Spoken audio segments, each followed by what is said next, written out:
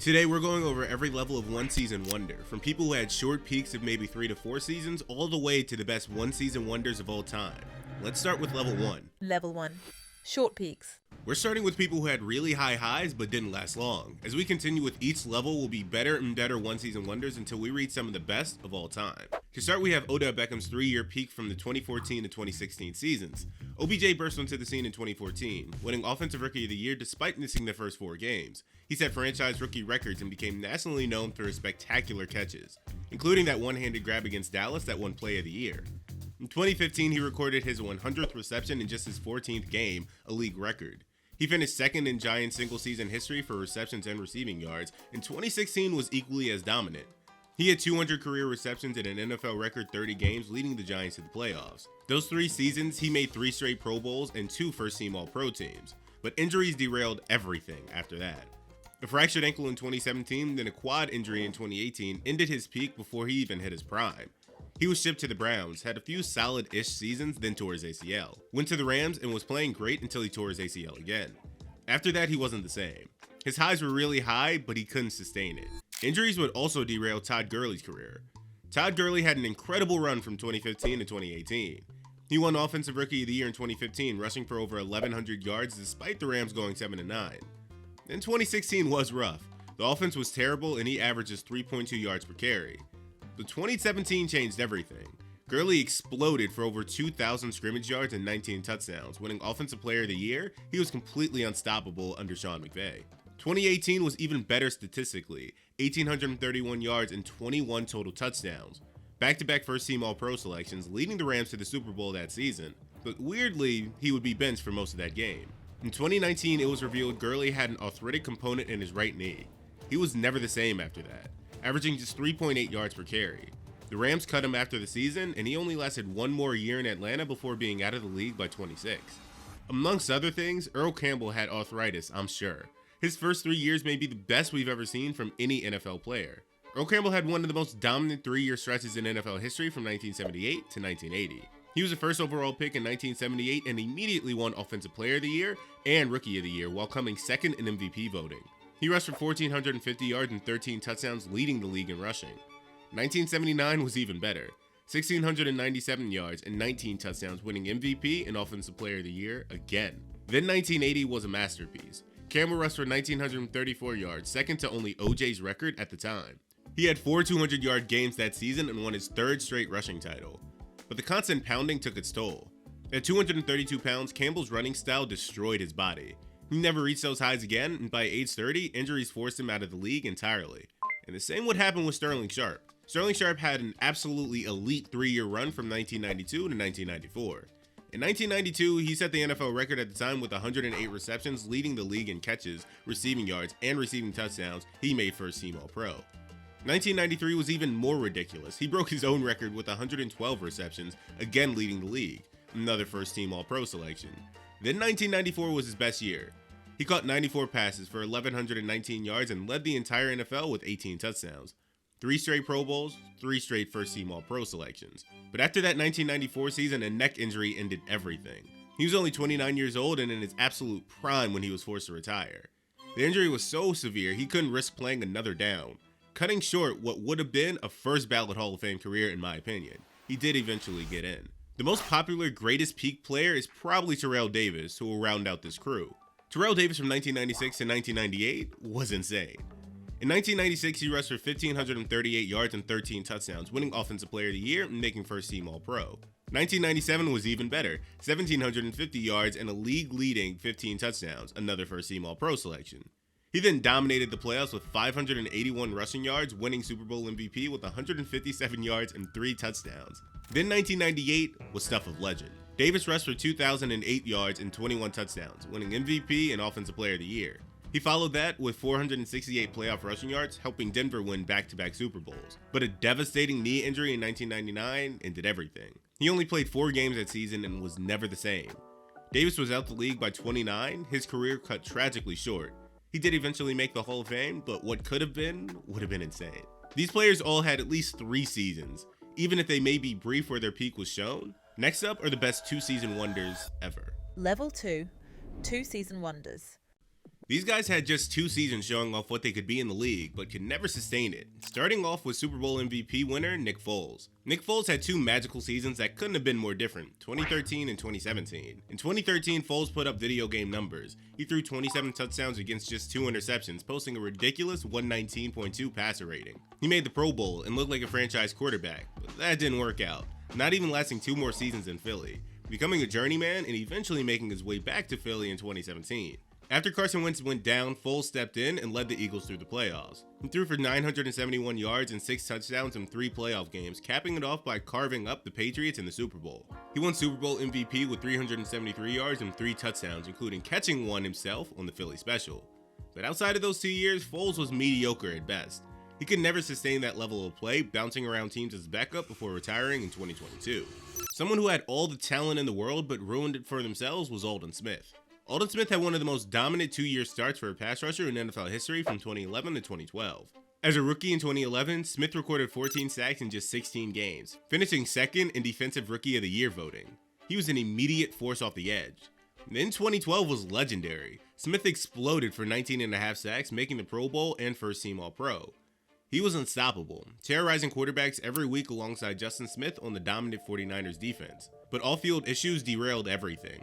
Multiple arrests for DUI, weapons charges, and domestic violence led to suspensions. He missed the entire 2016 and 2017 seasons due to these league suspensions.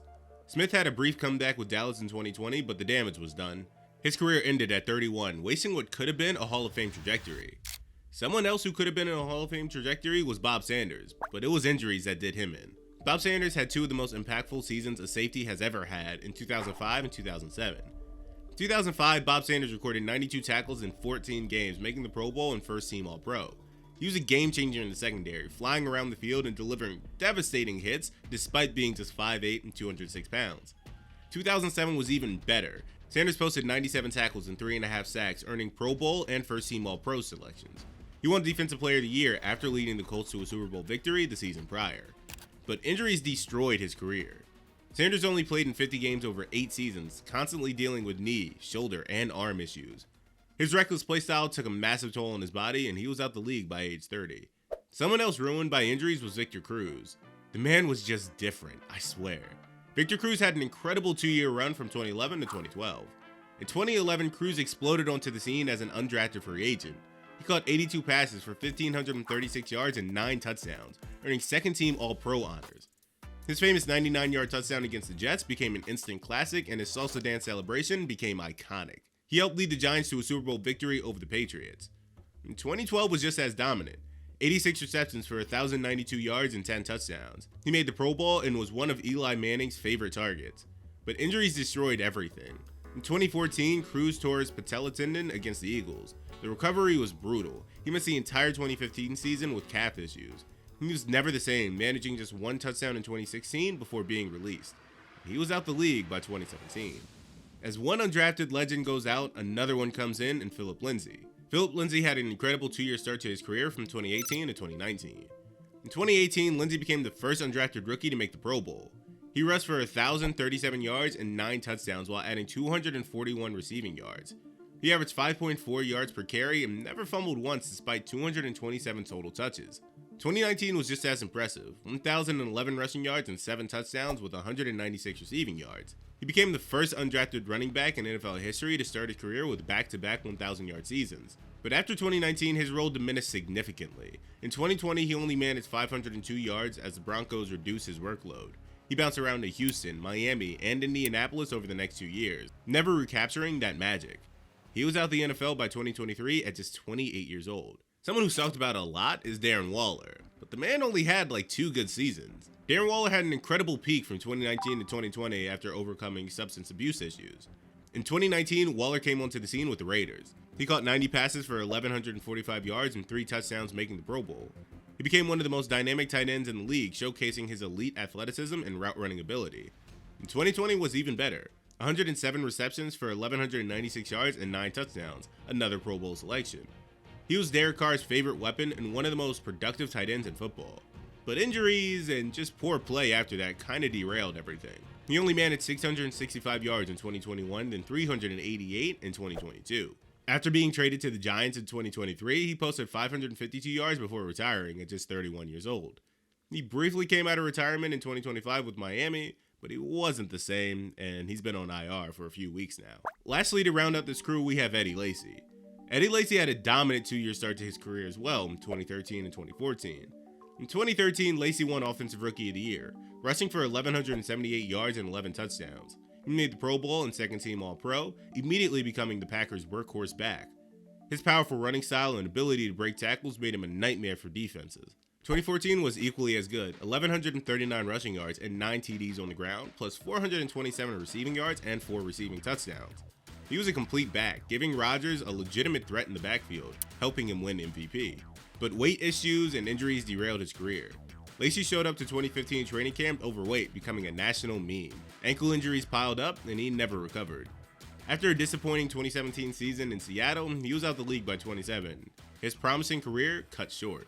These guys had a few great seasons. Next up, we get to players who had a great season you probably forgot about. Level 3. Oh yeah, seasons. These players had one season that make you go, oh yeah, forgot about that. Starting with Travis Fulgham's 2020 season. Travis Fulgham had one of the most random breakout seasons in 2020 with the Eagles. When the Eagles receivers got decimated by injuries, Fulgham got a shot. He went off for 539 yards and 4 touchdowns in just 13 games, starting 8 of them. For a few weeks, he looked like a legit wide receiver 1, making spectacular catches and becoming Carson Wentz's favorite target. But it didn't last. By the end of 2020, his playing time mysteriously decreased despite the production. In 2021, he was traded to Denver and got just 1 game with 0 targets. He was out the league by 2022 at age 27, never getting back that brief magic he had from 2020. Another 2020 demon was Chase Claypool. Mapletron was his nickname. Chase Claypool had a phenomenal rookie season in 2020 with the Steelers. Taken in the second round out of Notre Dame, Claypool immediately made an impact. He caught 62 passes for 873 yards and 9 receiving touchdowns, plus 2 rushing touchdowns. At 6'4" and 238 pounds, he had the size and athleticism to dominate. His 11 total touchdowns were impressive for a rookie, and he looked like the next great Steelers wide receiver. But it all fell apart pretty quickly. In 2021, he manages 2 touchdowns despite similar yardage. He was traded to Chicago mid-2022 season, where he completely disappeared. After brief stints with Miami and Buffalo, a toe injury in August of 2024 sidelined him for a year. He never was able to recapture that rookie magic, becoming more known for his immaturity and poor route running than his early promise. We have another AFC North player here in Tyler Eifert. Tyler Eifert had an absolutely elite 2015 season with the Bengals. Drafted 21st overall in 2013, Eifert struggled with injuries early in his career. But 2015 was something special. He caught 52 passes for 615 yards and an incredible 13 touchdowns in just 13 games. He made the Pro Bowl and looked like a future first-team All-Pro tight end, becoming Andy Dalton's favorite red zone target. Those 13 touchdowns tied for the most by a tight end in a single season at the time. He was nearly unstoppable at the goal line, using his 6'6" frame to dominate defenders. But injuries really destroyed everything after that. He only played 8 games in 2016, 2 games in 2017, and 4 games in 2018. He never came close to replicating 2015, finishing his career with Jacksonville in 2020 before retiring at just 30 years old. This might just be the AFC North section now because we have Tommy Maddox coming in 2002. Tommy Maddox had an incredible comeback story in 2002 with the Steelers. After being a first-round bust with Denver in 1992, Maddox was out the NFL by 1997, selling insurance in Texas. He played in the Arena League and XFL, winning XFL MVP in 2001. Pittsburgh gave him a shot, and in 2002, he seized it. Maddox went 7-3-1 as a starter, throwing for 2,836 yards and 20 touchdowns. He led multiple comebacks, including an epic playoff comeback against Cleveland. He won NFL Comeback Player of the Year, one of the greatest redemption stories ever in league history. The 2003 was rough. 6-10 record with more interceptions than the previous year. Then in week 2 of 2004, he got injured against Baltimore. Rookie Ben Roethlisberger took over and never looked back, winning 15 straight games. Maddox became a backup and retired after 2005. A non-AFC North player here is Cadillac Williams. All-time name, okay player. Cadillac Williams had an explosive rookie season in 2005 with the Buccaneers. Drafted 5th out of Auburn, Williams became the first player in NFL history to start his career with 3 consecutive 100-yard rushing games. He rushed for 434 yards in those 3 games. Williams finished his rookie season with 1,178 yards and 6 touchdowns in just 14 games. winning Offensive Rookie of the Year in the process. He looked like the next great running back, combining power and speed at 5'11" and 204 pounds. But the injuries caught up to him. He only played 4 games in 2007 due to those injuries, never reaching 1,000 yards again after his rookie season. Constant knee and leg issues plagued him throughout his career. He bounced to St. Louis in 2011 before retiring, never being able to go back to that 2005 form. Lastly, we have Thomas Rawls to round out this group. Thomas Rawls had an incredible 2015 season. Rawls played great when Marshawn Lynch went down with injuries. In just 13 games with 7 starts, he rushed for 830 yards and 4 touchdowns, averaging 5.6 yards per carry. He had multiple 100-yard games and looked like Seattle's next great running back. His 69-yard run showed his breakaway speed, and his physical running style drew comparisons to Lynch himself. He was a complete unknown who became a household name overnight. But again, like these other players, injuries kind of derailed it all. He broke his ankle late in 2015, then struggled with the same injury in 2016, averaging just 3.2 yards per carry. He was never able to get that explosiveness back, bouncing to Cincinnati in 2018 before being out of the league by 25. His body really just couldn't hold up. These guys you probably forgot about actually having a breakout season. The next level, we get to some all-time crazy one-season wonders. Level 4, crazy one season. These players didn't just have a breakout season. Looking at their entire career, it honestly makes no sense how they had the season they had. Starting with Tommy DeVito. Tommy DeVito had one of the most bizarre breakout seasons in 2023 with the Giants. An undrafted free agent who still lived at home with his parents and ate his mom's chicken cutlets. DeVito became a national sensation. He went 3-3 as a starter, throwing for 1,101 yards, 8 touchdowns, and just 3 interceptions. His 89.2 passer rating was solid, and he led the Giants to several wins, including a Monday Night Football thriller against the Packers. He became Tommy Cutlets, starring in a Super Bowl commercial for Pizza Hut and doing the famous hand gesture celebration. The media loved his story, the local kid making good. But 2024 showed it was all smoke and mirrors. He went 0-2 as a starter with 0 touchdowns, and the Giants quickly moved on. He became a backup with the Patriots for a brief stint, proving 2023 was a complete fluke that absolutely made no sense. And the same would go with Gary Barnidge. Gary Barnidge had one of the most random breakout seasons in 2015 with the Browns. Barnidge spent 7 years as a blocking tight end and special teams player. He had just 99 receptions for 1,215 yards in his first 7 seasons combined. Then 2015 happened. Barnidge somehow got 79 catches, 1,043 yards, and 9 touchdowns. He made the Pro Bowl and became one of the league's most productive tight ends seemingly overnight. His acrobatic catches went viral, and he looked like a legitimate star at age 30. But 2016 showed it was a complete fluke. He caught 55 passes for 612 yards and just 2 TDs. The production fell off a cliff with worse quarterback play and defenses adjusting. He was out the league after 2016, never being able to go back to that 2015 season. Someone else who wanted to go back to that breakout season but never could was Stephen Ridley. Stephen Ridley had an incredible 2012 season with the Patriots that made no sense looking back on his career. He rushed for 1,263 yards and 12 touchdowns on 290 carries, averaging 4.4 yards per attempt. He started 12 games and became the Patriots' workhorse back, helping lead them to the AFC Championship game. But fumbling issues plagued him throughout his career. He fumbled 4 times in 2012 alone. In 2013, he had another solid year with 773 yards, but the fumbles continued. Then in the 2014 AFC Championship game, Bernard Pollard delivered a ferocious hit that knocked him out cold and forced a fumble. He was never the same after that hit, bouncing around teams before being out the league by 2018. He may have been a peak Tom Brady merchant. Someone else who may have been a Hall of Fame QB merchant was Julius Thomas, playing with the Broncos and Peyton Manning. A 4th-round pick in 2011 who barely played football in college because he played basketball at Portland State. Thomas caught just 1 pass for 5 yards in his first 2 seasons combined. Then Peyton Manning arrived and 2013 happened. Thomas went off for 65 catches, 788 yards, and 12 touchdowns. He made the Pro Bowl and looked like an elite tight end overnight. 2014 was solid, 43 catches for 489 yards. But after signing a massive contract with Jacksonville in 2015, everything fell apart.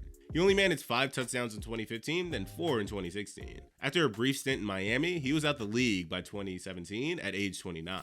Lastly, to round out this crew, we have another tight end. Jordan Reed had an absolutely elite 2015 season with Washington. A 3rd-round pick in 2013, Reed had shown flashes, but nothing really prepared anyone for 2015. He caught 87 passes for 952 yards and 11 touchdowns in just 14 games. His route running and athleticism were elite, making him Kirk Cousins' favorite target. He added another 9 catches and 120 yards and a TD in the playoff loss against Green Bay. Ironically, he made the Pro Bowl in 2016, but that season wasn't nearly as good. Unfortunately, concussions destroyed his career. Reed suffered multiple concussions throughout his time in Washington, missing significant time every season after 2015. He never reached 700 yards again, playing just 75 games over 7 years. He retired at 30 after one final season in San Francisco. These guys so far had some pretty good one-season wonders. Next up are the great ones. Level 5, great season. These guys had insane seasons, starting with Derek Anderson. Derek Anderson had an incredible 2007 season with the Browns that came out of nowhere. A 6th-round pick by Baltimore who never played it down there, eventually getting to the Browns. Anderson got thrown into action week 1 after Charlie Frye looked terrible against Pittsburgh. After being booed early in week 2 against Cincinnati, Anderson responded with the 51-45 shootout win, throwing for multiple touchdowns. He finished 2007 with 3,787 yards, 29 touchdowns, and making the Pro Bowl. He led Cleveland to a 10-6 record, narrowly missing the playoffs. But 2007 was a complete mirage. After that year, Anderson never showed even flashes of being an NFL starter again. He never figured out how to replicate that success. And the same will kind of go with Jay Ajayi. Jay Ajayi had an absolutely dominant 2016 season with the Dolphins that made him a star. 5th-round pick in 2015, Ajayi exploded in his second year. He rushed for 1,272 yards and 8 TDs, making the Pro Bowl. What made it legendary were his 3 consecutive 200-yard games, 204 yards against Pittsburgh, 214 yards against Buffalo, and 206 yards against Buffalo again on Christmas Eve. He averaged 4.9 yards per carry and looked like Miami's franchise back, the first Dolphin to rush for 1,000 yards since Ricky Williams in 2005. The 2016 was kinda it. He never reached 1,000 yards again, dealing with constant knee issues throughout his career. Miami traded him to Philadelphia mid-2017, and he would be very impactful in that Super Bowl winning team alongside LeGarrette Blount. After that though, it was downhill, where injuries continued to plague him. He was out the league by 2019 at just age 26, his body completely breaking down. Next up we have Dan Mikowski, who had an absolutely insane 1989 season out of nowhere. The 10th round pick in 1987, Magic Man exploded in 1989 with the Packers. He led the entire league in pass attempts, completions, and passing yards with 4,318. He threw 27 touchdowns and led the NFL in both fourth quarter comebacks and game-winning drives with 7. He made the Pro Bowl, 2nd team All-Pro, and finished 2nd in MVP voting only behind Joe Montana. He posted a 10-6 record as a starter, bringing excitement back to Green Bay after years of mediocrity. Mikowski never threw for 10 touchdowns in any other season of his career. A shoulder injury in 1990 derailed him, and he only played 8 games. He was never the same after that, eventually being replaced by some guy named Brett Favre in 1992. He was out the league by 1996, but never forgotten. A person never forgotten by their team as well is Lorenzo Alexander. Lorenzo Alexander had one of the most shocking breakouts in the 2016 season at age 33 with the Buffalo Bills. An undrafted free agent who spent 9 seasons as a special teams ace and rotational linebacker, Alexander went off in his first year with Buffalo. He recorded 12.5 sacks, 76 tackles, 3 forced fumbles, and an interception he returned for 28 yards. He made the Pro Bowl and 2nd team All-Pro, becoming one of the league's most dominant pass rushers seemingly overnight. At 33 years old, after a decade of being a backup, Alexander suddenly became elite. It made absolutely no sense. But 2016 was his peak. He had solid seasons in 2017 and 2018, but never came close to that 12.5 sack dominance again. Age caught up with him. He posted just 2 sacks in 2019 before retiring at age 36. For all my Baltimoreans out there, we have Justin Forsett to close out this crew. Justin Forsett had an elite 2014 season with the Ravens that came out of nowhere. Forsett spent 6 years as a backup and special teams player, bouncing between 7 different teams. He had just 278 career rushing attempts through his first 6 seasons.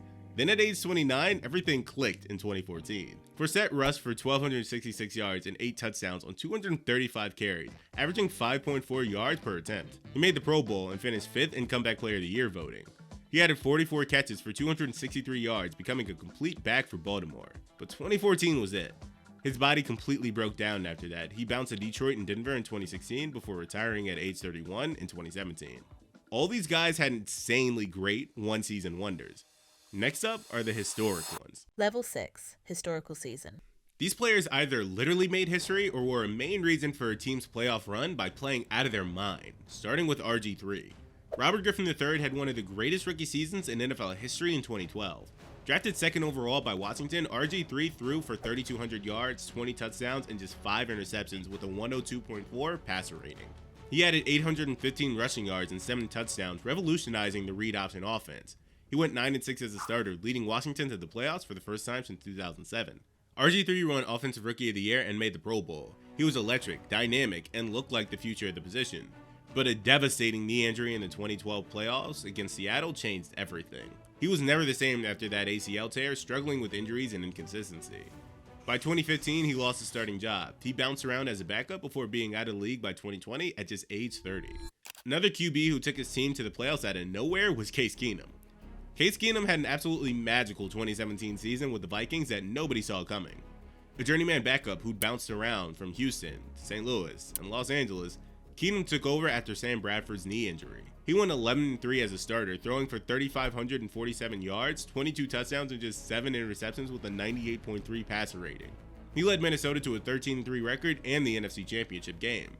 The Minneapolis Miracle, his 61-yard game-winning touchdown to Stephon Diggs against New Orleans, became one of the most iconic plays in NFL history. But 2017 was a complete outlier. After signing a massive deal in Denver in 2018, remember when Denver had bad quarterbacks? Kind of like they do now. Keenum went 6-8 with 18 touchdowns and 15 interceptions. He's bounced around 6 different teams since, never coming close to replicating that magic. Another Minnesota legend was Sidney Rice. Sidney Rice was crazy in 2009. A second-round pick in 2007, Rice completely dominated his third year with Brett Favre at the helm now. He caught 83 receptions for 1,312 yards and 8 touchdowns, making the Pro Bowl. He finished 4th in the NFL in receiving yards and 2nd in yards per target at 10.8. In 2 playoff games, Rice was also unstoppable. 10 catches for 184 yards and 4 touchdowns. He was a dominant deep threat and jump ball specialist at 6'4", 200 pounds. But injuries really ruined everything after 2009. He played just 6 games in 2010 due to hip issues, never reaching 1,000 yards again. Rice retired at just 27 in 2014, his body unable to hold up. Terrell Pryor had one of the most unique NFL seasons ever in 2016 with the Browns. A former quarterback who failed in Oakland, Pryor completely switched positions to wide receiver just at age 27. Despite never playing the position professionally, he caught 77 passes for 1,007 yards and 4 touchdowns in 2016. He became the first player since 1960 to have both a 1,000-yard receiving season and multiple games as a starting quarterback. His athleticism and size at 6'4" made him a matchup nightmare. But 2016 was it. After signing with Washington in 2017, he managed just 240 yards and 1 touchdown before injuries took over. He was out the league by 2018 and at age 29. Barry Foster had one of the greatest running back seasons ever in NFL history in 1992 with the Steelers. He rushed for 1,690 yards and 11 touchdowns on 390 carries, which is still a Steelers franchise record for carries. He made the Pro Bowl, first team All-Pro, and finished 2nd in MVP voting, only behind Steve Young. Foster was one of only 28 players ever to have a 400-touch season, leading the league in rushing yards. He was absolutely dominant, helping Pittsburgh reach the playoffs. But the workload destroyed his body. That 1992 season with 426 total touches on that turf took a toll. He never reached 1,000 yards again, dealing with constant injuries. Ankle injuries plagued him throughout 1993 and 1994. He was out the league by 1995 at just 26 years old. Someone else historic was Vic Beasley, having one of the most dominant pass rushing seasons in 2016 with the Falcons. Drafted 8th overall in 2015, Beasley had a mediocre rookie year with just 4 sacks. Then 2016 happened. He went off for 15.5 sacks, leading the entire NFL. He made the Pro Bowl and was a first-team All-Pro. He added 6 forced fumbles and helped Atlanta to the Super Bowl. But 2016 was a complete fluke. Beasley never reached double-digit sacks again, posting just 5 sacks in 2017 and 2018 combined. After leaving Atlanta in 2020, he bounced to Tennessee and Las Vegas before being out of the league at just age 28. These guys had historic one-season wonders. They're just not the best one season ever, and that's in our final crew. Level 7, the best. We have 5 of the best one-season wonders ever. These guys never got close to reaching the peak they had, and they were out the league typically pretty shortly after this season. Starting with Tim Tebow. Tim Tebow had one of the most improbable seasons in NFL history in 2011 with the Broncos. Despite a terrible 46.5% completion percentage for that season, Tebow somehow went 7-4 as a starter in 2011, leading Denver to the playoffs. He threw for 1,729 yards and 12 touchdowns while adding 660 rushing yards and 6 rushing TDs. But the magic was in the comebacks. He led the league with 5 fourth-quarter comebacks and 5 game-winning drives. Then came the playoff miracle. Tebow threw an 80-yard overtime touchdown to Demaryius Thomas to beat the Steelers 29-23, one of the most iconic moments in playoff history. Sidebar, I remember watching this play downstairs in the basement. My parents went up to go get something like to eat, and then they completely missed the play, and I was just screaming, and they came running down because they thought I got like attacked or something. But anyway, his throwing mechanics were fundamentally broken. After Denver traded for Peyton Manning in 2012, Tebow went to the Jets and barely played. He completed just 6 of 8 passes in 2012 before being completely out of the league by 2013 at age 26. His inability to throw accurately ended his career almost immediately. Ickey Woods had one of the greatest rookie seasons ever in NFL history in 1988 with the Bengals.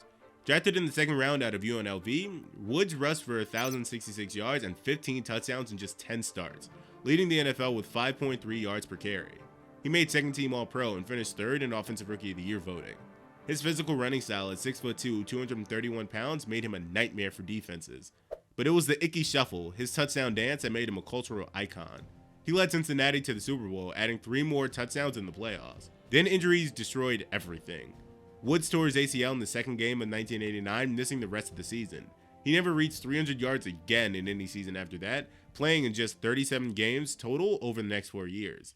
He was out of the league by 1991 at age 25. I have no idea what happened to David Johnson. David Johnson had one of the greatest running back seasons in NFL history in 2016 with the Cardinals. He rushed for 1,239 yards and 16 touchdowns while catching 80 passes for 879 yards and 4 more scores. His 20 total touchdowns set a franchise record for the Cardinals, making first team All-Pro and a Pro Bowl. He was completely unstoppable, but a wrist injury in week 1 of 2017 cost him the entire season. He never recovered that explosiveness after that, averaging just 3.6 yards per carry in 2018. The Cardinals traded him to Houston in 2020 for DeAndre Hopkins, one of the worst trades ever.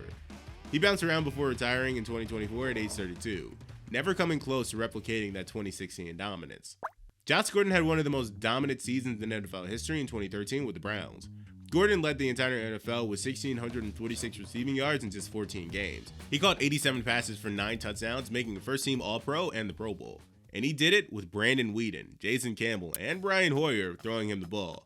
Absolutely insane. He never reached 750 yards again after 2013, bouncing between 6 teams before being out of the league by 2022 at age 31. Lastly, we have the most infamous one-season wonder in Peyton Hillis, Madden 12 cover legend. Peyton Hillis had one of the most unexpected breakouts in NFL history in 2010 with the Browns. A 7th-round pick who spent 2 unspectacular years in Denver, Hillis exploded in Cleveland. He rushed for 1,177 yards and 11 touchdowns while catching 61 passes for 477 yards and 2 more scores. He became the first Browns player ever to grace the cover of Madden. He was a blue-collar back, perfect for Cleveland. But 2011 was a disaster. He managed only 587 rushing yards. The Browns let him walk in 2012. He bounced to Kansas City and New York, never reaching 400 yards again before retiring at age 29 in 2014. And so there you have it, the 7 levels of NFL one-season wonders. Subscribe if you're new, and thanks for watching.